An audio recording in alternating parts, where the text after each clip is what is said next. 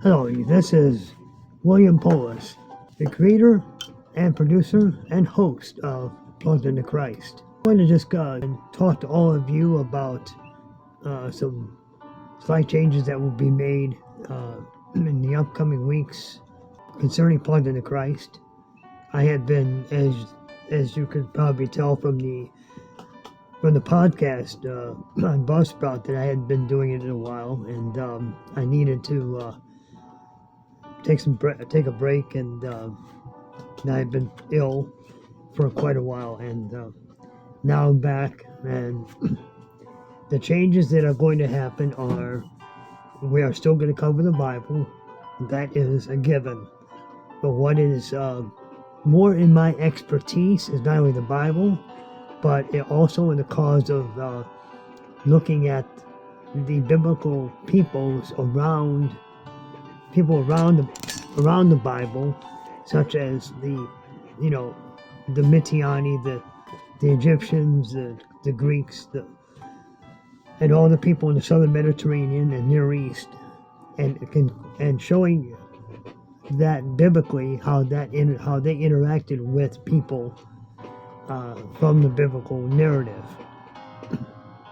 Also, the change has come about that this podcast is independent now.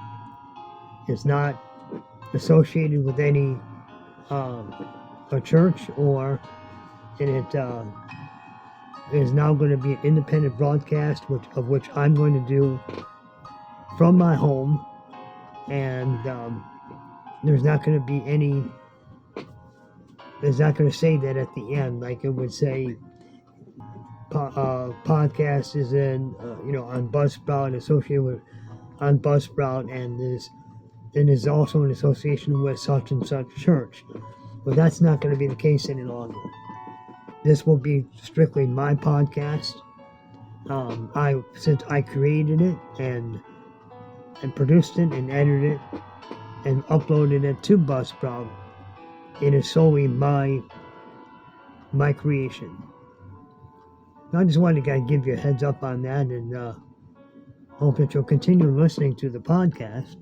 We love to have you people downloading the podcast and listening to them. Again, the Bible is going to be the central book of this podcast. It says Plugged into Christ. And it's going to be about Christ and the Bible, both Old Testament and New.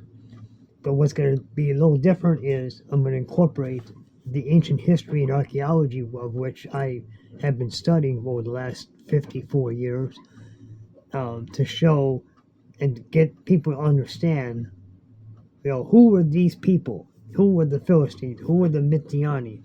Who were the Kassites? Who were these people that were around the Bible lands, around the Holy Land?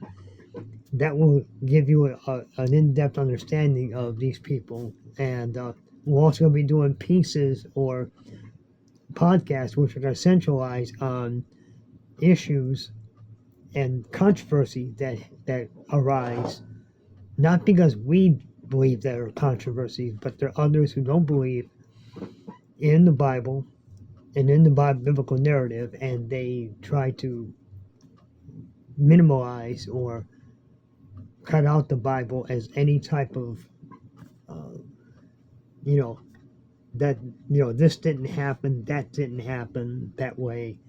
And we're going to talk of and discuss some of those in podcasts in the future here, such as the controversy of the Exodus and Noah's Ark and the whole biblical worldwide flood. These are subjects which are there's debate. There's a lot of hot debate about. And there's many of them.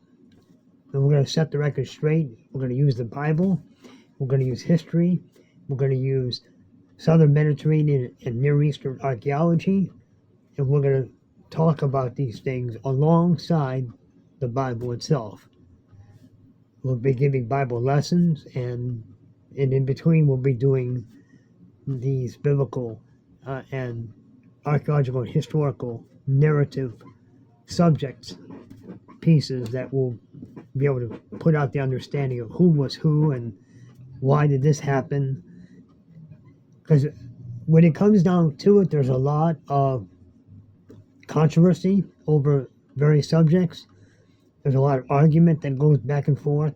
There were a lot of archaeologists in the past, 100 or more years ago, who didn't get things the correct way and didn't see things biblically the correct way, and therefore didn't attribute it to the Bible.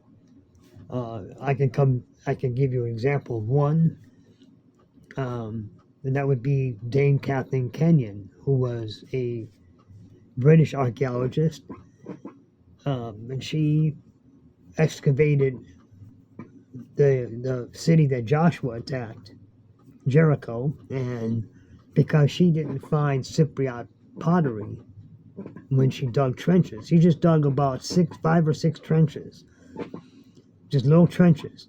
And when she didn't find the Cypriot pottery, Cypriot means Greek, it's Greek pottery from Cyprus. When she didn't find that, she concluded that this city had been destroyed before Joshua had ever got there. Well, along after her came a man named Garstang, and he was an archaeologist also, and Dr. Wood from Associates for Biblical Research, which I'll be referencing them a lot as well, and setting the record straight that what she didn't find, Garstang found, and so did Dr. Wood. They found Cypriot pottery in the levels of the destroyed city of Jericho, which proved that Joshua was there in 1407 when it was destroyed, and they burned the city, and in fact they found pottery of pots, big and small, water pots, pots to store seeds and all kinds of food, figs and all those kinds of things, still sitting there in their storage areas, burned up, but yet they were, because as you remember the narrative story, they were not allowed to take anything out of that city. God had commanded them not to take any gold, any silver, any food out of that city, that would be left there for the Lord. And so now we have that being proved as something that is different than the narrative in which Kathleen Kenyon had actually said. There's just an example of one. There are many of these controversial subjects.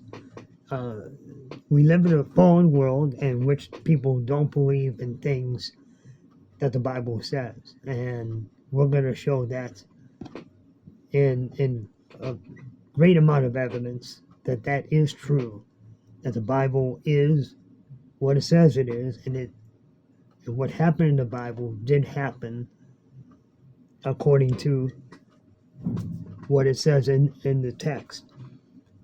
Well, that's, for me, it's we're going to change up some things, and now that it's independent, it's mine, and it's not affiliated with any church service or church organization. I get the ability to expand it like I wanted to originally. And I hope that you will continue listening, and I hope that you'll find a lot of great interest in this.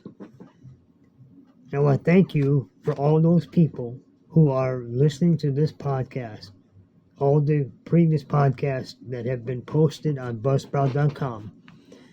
And always remember, you can always find this podcast you can go to buzzsprout.com. You can also get it on Spotify and Pandora and all the other ones that are open. There's about 12 of them in which this podcast is published through. So that's it for me. I hope you will enjoy the upcoming podcast, and I will be posting some of these very, very soon. And we're gonna move forward in this podcast. Thank you, and God bless you.